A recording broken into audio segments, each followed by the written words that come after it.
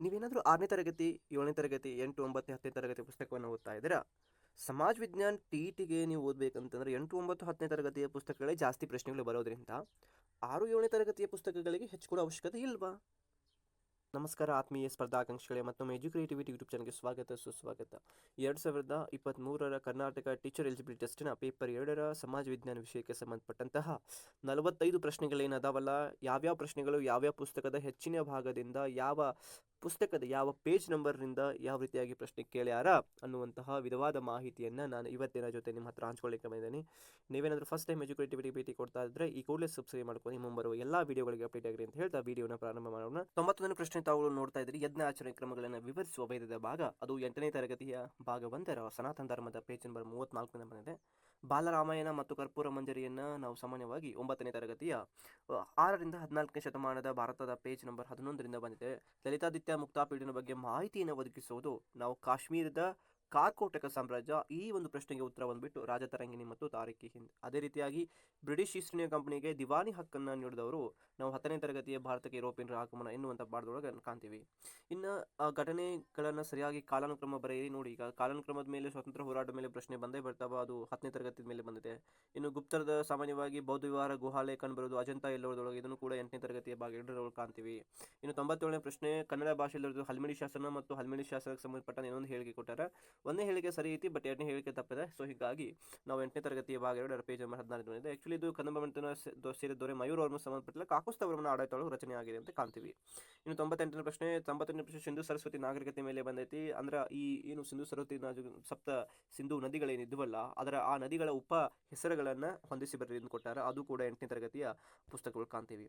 ಇನ್ನು 1919ರ ಕಾಯ್ದೆಗೆ ಸಂಬಂಧಪಟ್ಟಂಥ ಒಂದು ಪ್ರಶ್ನೆಯನ್ನು ಕೇಳ್ಯಾರ. ಪ್ರಾಂತ್ಯಗಳಲ್ಲಿ ದ್ವಿಸರ್ಕಾರ ಪದ್ಧತಿಗೆ ಸ್ಥಾಪನೆಗೆ ಅವಕಾಶ ಮತ್ತು ಅದೇ ರೀತಿಯಾಗಿ ಇನ್ನು ಇತರ ಎಲ್ಲ ಆಯ್ಕೆಗಳನ್ನು ನಾವು 10ನೇ ತರಗತಿಯ ಬ್ರಿಟಿಷ್ ಆಳ್ವಿಕೆಯ ಪರಿಣಾಮಗಳ ಮೇಲೆ ಕಾಣ್ತೀವಿ. ಇನ್ನು ತೀನ್ ಮೂರ್ತಿ ಹೈಪಾ ಚೌಕ್, ಇದು ಕೂಡ ನಾವು 10ನೇ ತರಗತಿಯೊಳಗೆ ಪಾಠಗಳು ಕಾಣ್ತೀವಿ. ಇಲ್ಲಿ ಬರ್ದಿಲ್ಲ ನಾನು, ಬಟ್ ನೀವು ಅಂಡರ್ಸ್ಟ್ಯಾಂಡ್ ಮಾಡ್ಕೋಬೇಕು.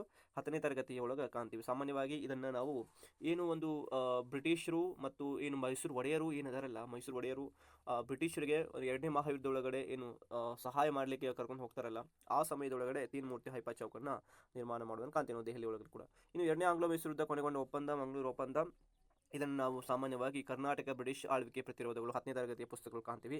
ಸರಾಯ್ ಘಾಟ್ ಯುದ್ಧ ನಿಮ್ಗೆ ಗೊತ್ತೇ ಇದೆ, ಅಹೋಮ್ ರಾಜಮನೆತನ ಮೊಘಲರು ಮತ್ತು ಅಹೋಮರ ನಡುವೆ ನಡೀತದೆ. ಅಂದರೆ ದಟ್ ಈಸ್ ಸಾಮಾನ್ಯವಾಗಿ ಇವ್ರು ತಪ್ಪು ಬರೆದ ಆಪ್ಷನ್ಸ್ ಹಾಕಿರೋದು, ಮೊಘಲರು ಮತ್ತು ಅಹೋಮರ ನಡುವೆ ನಡೀತದೆ. ಸಂಸತ್ ರಚನೆಗೆ ನಾವು 9ನೇ ತರಗತಿಯ ಕೇಂದ್ರ ಸರ್ಕಾರದ ಪೇಜ್ ನಂಬರ್ 58 ಕಾಣ್ತೀವಿ. ಸರ್ವೋಚ್ಚ ನ್ಯಾಯಾಲಯ ಅಸ್ತಿತ್ವಕ್ಕೆ ಬಂದಿರೋದು ಅದು 9ನೇ ತರಗತಿ ಒಳಗೆ ನ್ಯಾಯಾಂಗ ಮತ್ತು ಎನ್ನುವಂಥ ಪಾಠದ ಮೇಲೆ ಬಂದಿದೆ. ಇನ್ನು 105ನೇ ಪ್ರಶ್ನೆ ಕೂಡ ಅದೇ ರೀತಿಯಾಗಿ ಜಾಗತಿಕ ಸಂಸ್ಥೆಯ ಭಾಗ 10ನೇ ತರಗತಿ ಮೇಲೆ ಪ್ರಶ್ನೆ ಬಂದೈತಿ. ಆಹಾರ ಮತ್ತು ಕೃಷಿ ಸಂಸ್ಥೆಯ ಪ್ರಧಾನ ಕಚೇರಿ ಇರುವುದು ಎಲ್ಲಿ ಅಂತ ಕೇಳ್ಯಾರ. ಅದು 10ನೇ ತರಗತಿಯ ಭಾಗ 2ರ ಜಾಗತಿಕ ಸಂಸ್ಥೆಗಳು ಎನ್ನುವಂಥ ಪಾಠದ ಮೇಲೆ ಬಂದೈತಿ. 1971ರಲ್ಲಿ 20 ವರ್ಷಗಳ ಶಾಂತಿ ಮೈತ್ರಿ ಸಹಕಾರ ಒಪ್ಪಂದಕ್ಕೆ ಸಹಿ ಹಾಕಿದ ದೇಶಗಳು ಏನು 10ನೇ ತರಗತಿಯ ಭಾಗ 1ರ ಅನ್ಯ ರಾಷ್ಟ್ರಗಳೊಂದಿಗೆ ಭಾರತ ಸಂಬಂಧ ಎನ್ನುವಂಥ ಪಾಠದ ಮೇಲೆ ಬಂದೈತಿ.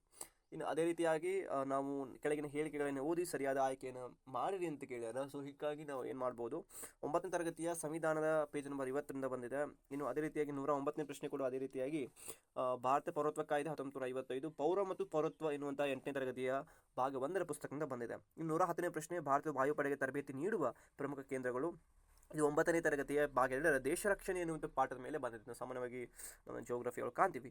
ಇನ್ನು 11ನೇ ತರಗತಿಯ ಸಮಾಜಶಾಸ್ತ್ರ ವಿಷಯದೊಳಗಿಂದ ಬಂದಿದೆ. 111ನೇ ಪ್ರಶ್ನೆ ಸಮುದಾಯ ಎನ್ನುವಂತಹ ಸಮಾಜಶಾಸ್ತ್ರ ವಿಷಯದ ಒಂದು ಪಾಠದ ಮೇಲೆ 9ನೇ ತರಗತಿಯ ಭಾಗ 2ರ ಪುಸ್ತಕದಿಂದ ಬಂದಿದೆ. 112ನೇ ಪ್ರಶ್ನೆ ಇದು ಕೂಡ ಸಮಾಜಶಾಸ್ತ್ರಕ್ಕೆ ಸಂಬಂಧಪಟ್ಟಿರುವಂಥ ಪ್ರಶ್ನೆ, ಮಾನವ ಮತ್ತು ಸಮಾಜ ಎನ್ನುವಂತಹ ಪಾಠದ ಮೇಲೆ ಬಂದಿದೆ. ಇದನ್ನು ಯಾರು ಅಂದರೆ ಪ್ರತಿ ವರ್ಷ ಏನು ಮಾಡ್ತಾರೆ ಅಂತಂದರೆ ಪ್ರತಿಯೊಬ್ಬ ಸಮಾಜಶಾಸ್ತ್ರದ ಮೇಲೆ ಒಂದು ಪ್ರಶ್ನೆ ಕೇಳ್ತಾರೆ. ಅದನ್ನು ನೀವು ಗಮನದಲ್ಲಿ ಇಟ್ಕೋಬೇಕು. ಇನ್ನು ಸಮಾಜ ಪ್ರಕಾರದೊಳಗಡೆ ನಾವು ಬೇಟೆಯಾಡುವ ಸಮಾಜ, ಕೃಷಿ ಸಮಾಜ, ಕೈಗಾರಿಕಾ ಸಮಾಜದ ಲಕ್ಷಣಗಳನ್ನು ಕೇಳ್ಯಾರ. ಈ ಕೆಳಗಿನ ಈ ಮೇಲಿನ ಲಕ್ಷಣಗಳು ಯಾವ ಸಮಾಜಕ್ಕೆ ಸಂಬಂಧಪಡ್ತಾವಂತ 8ನೇ ತರಗತಿಯ ಅದರೊಳಗೆ ಬಂದಿದೆ.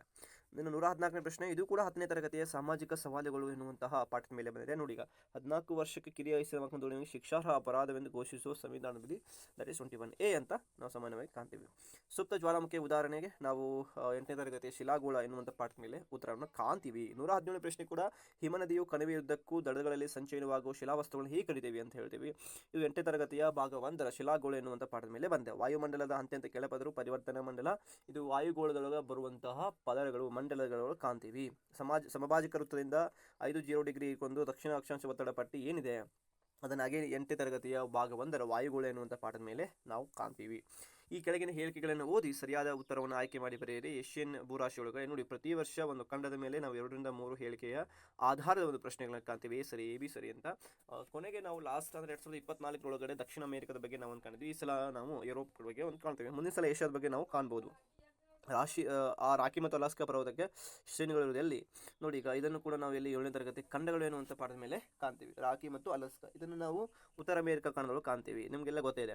ಇನ್ನು 126ನೇ ಪ್ರಶ್ನೆ, ಬಜಾರ್ ಶಿಲೆಯ ಶೀತಲೀಕರಣ ಮೆಗ್ನೀಷಿಯಂ ಅಲ್ಯೂಮಿನಿಯಂ ಆಕ್ಸೈಡ್ಗಳನ್ನು ಹೊಂದಿದೆ. ಇದು ಯಾವ ಮಣ್ಣು ಅಂತ ಕೇಳಿದರೆ, ಅಂದರೆ ಮಣ್ಣು ಮತ್ತು ಮಣ್ಣಿನ ವಿಧಗಳ ಮೇಲೆ ಪ್ರಶ್ನೆ ಕೇಳಿದರೆ ಕರ್ನಾಟಕ ಪ್ರಾಕೃತಿಕ ವೈವಿಧ್ಯ 9ನೇ ತರಗತಿ ಭಾಗ 1ರ ಪೇಜ್ ನಂಬರ್ 107 ಕಾಣ್ತೀವಿ. ಪಶ್ಚಿಮ ಬೆಳಗಾವಿ ಹರಿಯುವ ನದಿಗಳು, ಇದು ಕೂಡ ಕರ್ನಾಟಕ ಜಲಸಂಪನ್ಮೂಲ ಎನ್ನುವಂತಹ 9ನೇ ತರಗತಿಯ ಭಾಗ 1ರ ಪ್ರಶ್ನೆಯಿಂದ ಬಂದಿದೆ. ಹಜಾರಿಬಾಗ್ ರಾಷ್ಟ್ರೀಯ ಉದ್ಯಾನವನ, ಇದು ಕೂಡ ಎಲ್ಲಿದೆ ಅಂತ ಕೇಳ್ಯಾರ, ಭಾರತದ ಅರಣ್ಯಗಳು ಮತ್ತು 108ನೇ ಪ್ರಶ್ನೆ 10ನೇ ತರಗತಿಯ ಪುಸ್ತಕದಿಂದ ಬಂದಿದೆ. ಸ್ವತಂತ್ರ ಭಾರತದ ಮೊದಲ ವಿವಿಧೋದ್ದೇಶ ಕಣಿವೆ ಯೋಜನೆ, ಇದು ದಾಮೋದರ್ ವಿವಿಧೋದ್ದೇಶ ಕಣಿವೆ ಅಂತ ನಿಮಗೆಲ್ಲ ಗೊತ್ತೇ ಇದೆ. ಬಟ್ ಅದು ತಪ್ಪಾಗಿರುವಂಥ ಉತ್ತರ ಕೂಡ ನಿಮ್ಗೆ ಅಂಡರ್ಸ್ಟ್ಯಾಂಡ್ ಆಗಿರ್ತದೆ. ಆದರೆ 10ನೇ ತರಗತಿಯ ಭಾಗ 1ರಲ್ಲಿ ಭಾರತದ ಜಲಸಂಪನ್ಮೂಲ ಎನ್ನುವಂಥ ಪಾಠದ ಮೇಲೆ ಬಂದಿದೆ.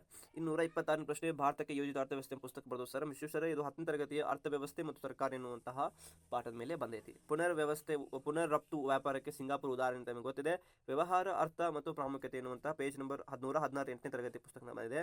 ಇನ್ನು 9ನೇ ತರಗತಿ ಶ್ರಮ ಮತ್ತು ಉದ್ಯೋಗದ ಪಾಠದ ಮೇಲೆ ಭೂಮಿ, ಶ್ರಮ, ಬಂಡವಾಳ, ಓಕೆ, ಇದನ್ನು ಹೊಂದಿಸಿ ಬರಿ ಅಂತ ಕೇಳ್ಯಾರ. ನಾವು ಇದನ್ನು 108ನೇ ಪೇಜ್ ಒಳಗೆ ಕಾಣ್ತೀವಿ. ದ್ವಿತೀಯ ವಲಯದ ಪ್ರಮುಖ ಆರ್ಥಿಕ ಚಟುವಟಿಕೆಗಳು ಕೂಡ 9ನೇ ತರಗತಿಯ ಭಾಗ 1ರ ಭಾರತೀಯ ಅರ್ಥವ್ಯವಸ್ಥೆಯ ವಲಯಗಳು ಪೇಜ್ ನಂಬರ್ 128 ಈ ಪುಸ್ತಕ ಈ ಒಂದು ಪಾಠದ ಮೇಲೆ ಬಂದಿದೆ. 131ನೇ ಪ್ರಶ್ನೆ, ಈ ಹೇಳಿಕೆಗಳನ್ನು ಓದ್ರಿ, ಸರಿಯಾದ ಉತ್ತರವನ್ನು ಆಯ್ಕೆ ಮಾಡ್ರಿ ಅಂತ ಕೇಳ್ಯಾರ. ಹೀಗಾಗಿ 9ನೇ ತರಗತಿಯ ಭಾಗ 2ರ ಶ್ರಮ ಮತ್ತು ಉದ್ಯೋಗ ಪೇಜ್ ನಂಬರ್ 108ರಿಂದ ಈ ಪ್ರಶ್ನೆ ನಾವು ಕಾಣಬಹುದು. 132ನೇ ಪ್ರಶ್ನೆ, ಮಾನವ ಶಕ್ತಿ ಮತ್ತು ಭೌತಿಕ ಸಂಪನ್ಮೂಲ ಒಂದೆಡೆ ಸೇರುವ ಪ್ರಕ್ರಿಯೆ, ಇದು 10ನೇ ತರಗತಿಯ ಭಾಗ 1ರ ಸಾರ್ವಜನಿಕ ಆಡಳಿತ ಎನ್ನುವಂತಹ ಪಾಠದ ಮೇಲೆ ಈ ಒಂದು ಪ್ರಶ್ನೆಯನ್ನು ನಾವು ಉತ್ತರವನ್ನು ಹುಡುಕಬಹುದು. ತಾವುಗಳು ಹೋಗಿ ಹುಡುಕಿದರೆ ಸಿಗ್ತದೆ ಉತ್ತರ. ಸಾಮಾನ್ಯವಾಗಿ ಒಂದು ಭೌಗೋಳಿಕ ಪ್ರದೇಶಕ್ಕೆ ಸೀಮಿತವಾಗಿರುವ ಮಾರುಕಟ್ಟೆ ಅಂತ ಏನು ಕರಿತೀವಿ ನಾವು, ಇನ್ನು ಯಾವ ಮಾರುಕಟ್ಟೆ ಮತ್ತು ಮಾರುಕಟ್ಟೆ ವಿಧಗಳನ್ನು, ಇದನ್ನು ನಾವು 9ನೇ ತರಗತಿಯ ಭಾಗ 2ರ ಮಾರುಕಟ್ಟೆ ನಿರ್ವಹಣೆ ಎನ್ನುವಂತಹ ಪಾಠದ ಮೇಲೆ ನಾವು ಈ ಪ್ರಶ್ನೆಗೆ ಒಂದು ಉತ್ತರ ಹುಡುಕಬಹುದು. ಇನ್ನು ಕೊನೆಯ 2 ಪ್ರಶ್ನೆ, ಭಾರತದ ಬಹುರಾಷ್ಟ್ರೀಯ ಕಂಪನಿ ಸರಿಯಾದ ಗುಂಪು, 10ನೇ ತರಗತಿಯ ಭಾಗ 2ರ ಉದ್ಯಮಶೀಲತೆ ಪೇಜ್ ನಂಬರ್ ದೊಳಗೆ ಕಾಣ್ತೀವಿ. ನಾವು 10ನೇ ತರಗತಿ ಪುಸ್ತಕ ಹೋದ್ರೆ ಸರಿಯಾಗಿ ಕಾಣಬೇಕಂತ. ವಿಶ್ವ ಗ್ರಾಹಕ ಹಕ್ಕುಗಳ ದಿನಾಚರಣೆ, ಇದನ್ನು ಮಾರ್ಚ್ 15 ನಾವು ಕಾಣ್ತೀವಿ. ಇದು ಗ್ರಾಹಕರ ಶಿಕ್ಷಣ ರಕ್ಷಣೆ ಪೇಜ್ ನಂಬರ್ 147 10ನೇ ತರಗತಿನ ಕಾಣ್ತೀವಿ. ಸಾಮಾನ್ಯವಾಗಿ ಇವೆಲ್ಲ ಪ್ರಶ್ನೆಗಳು 8, 9 ಮತ್ತು 10ನೇ ತರಗತಿಯ ಭಾಗದಿಂದ ಬಂದಾವ. ನೀವು ಕೊನೆಗೆ ನೋಡ್ತಾ ಇದ್ರಿ 7ನೇ ತರಗತಿಯಿಂದ 2 ಪ್ರಶ್ನೆ ಬಂದಾವ. 6ನೇ ತರಗತಿಯ ಪುಸ್ತಕ ಓದೋ ಅವಶ್ಯಕತೆ ಇಲ್ಲ, 7ನೇ ತರಗತಿ ಪುಸ್ತಕ ಓದೋ ಅವಶ್ಯಕತೆ ಇಲ್ಲ. 8ನೇ ತರಗತಿಯಿಂದ 12, 9ನೇ ತರಗತಿಯಿಂದ 14, ಅಂದರೆ 26 ಪ್ರಶ್ನೆಗಳಾಯಿತು. ಇನ್ನು 10ನೇ ತರಗತಿ 17 ಪ್ರಶ್ನೆಗಳು ಅಂತಂದರೆ ಸಾಮಾನ್ಯ 41 ಪ್ರಶ್ನೆಗಳು 8, 9 ಮತ್ತು 10ನೇ ತರಗತಿಯಿಂದ ಪುಸ್ತಕನ ಬಂದಾವ. ಸೊ ಹೀಗಾಗಿ ಹೆಚ್ಚಿನ ಒಂದು ಫೋಕಸ್ ಅನ್ನು ನೀವು 8, 9, 10ನೇ ತರಗತಿ ಮಾಡಿ ಅಂತ ಹೇಳ್ತಾ, ಅದೇ ರೀತಿಯಾಗಿ ಸಮಯವಿದ್ದರೆ ಮತ್ತು ನಿಮ್ಮ ಆಸಕ್ತಿ ಇದ್ದರೆ ದಯವಿಟ್ಟು 6 ಮತ್ತು 7ನೇ ತರಗತಿ ಪುಸ್ತಕಗಳನ್ನು ಓದಿ ಮತ್ತು ಅಲ್ಲಿರುವಂಥ ಜ್ಞಾನವನ್ನು ಪಡೆದುಕೊಳ್ಳಿ ಹೇಳ್ತಾ, ನೀವೇನಾದರೂ ನಮ್ಮ ಯೂಟ್ಯೂಬ್ ಚಾನಲ್ ಹೊಸಬರಾಗಿದ್ದರೆ ಇನ್ನೂವರೆಗೆ ಸಬ್ಸ್ಕ್ರೈಬ್ ಮಾಡ್ತಾ ಇದ್ದರೆ ಈ ಕೂಡಲೇ ಸಬ್ಸ್ಕ್ರೈಬ್ ಮಾಡ್ಕೊರಿ. ಮುಂಬರುವ ಎಲ್ಲ ವಿಡಿಯೋಗಳು ಅಪ್ಡೇಟ್ ಆಗಿ ಹೇಳ್ತಾ, ಇದು ನಿಮ್ಮ ವಿಡಿಯೋ, ನನ್ನ ವಿಡಿಯೋ ನಿಮಗೆ ಇದು ಹೆಲ್ಪ್ಫುಲ್ ಅನಿಸಿದರೆ ನಿಮ್ಮ ಫ್ರೆಂಡ್ಸ್ ಕೂಡ ಶೇರ್ ಮಾಡಿ ಮತ್ತು ಅವರಿಗೆ ಕೂಡ ಸಬ್ಸ್ಕ್ರೈಬ್ ಮಾಡಿ ಅಂತ ಹೇಳ್ತಾ ವಿಡಿಯೋನ ಮುಗಿಸ್ತಾ ನಮಸ್ಕಾರ. ಮತ್ತೆ ಮುಂದಿನ ವಿಡಿಯೋ ಸಿಗೋಣ. ಜೈ ಹಿಂದ್.